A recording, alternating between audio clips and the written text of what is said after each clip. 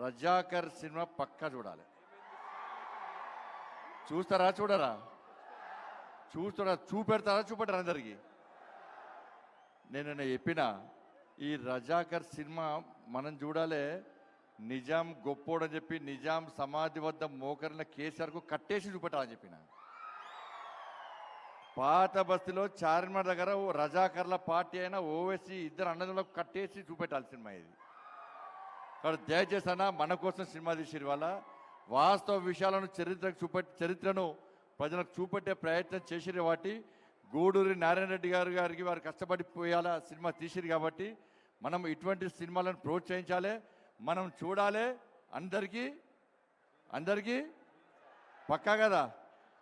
నేను చూసిన సినిమా మా వాళ్ళు అందరూ చూపెట్టిన, కరీంనగర్లో అందరూ చూపెట్టిన.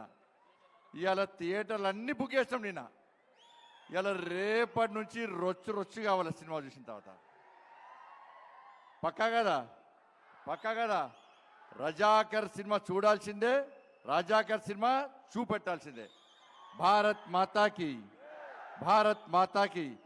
ఇది ఏదో పైసల కోసమో పేరు కోసమో తీసిన సినిమా కాదనేది.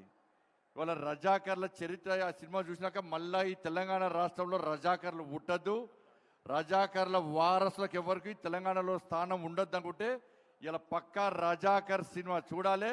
మనం చూసి మన లోపల కొత్త ఆలోచనతో ముందుకు రావాల్సిందే. భారత్ మాతాకి జై శ్రీరామ్.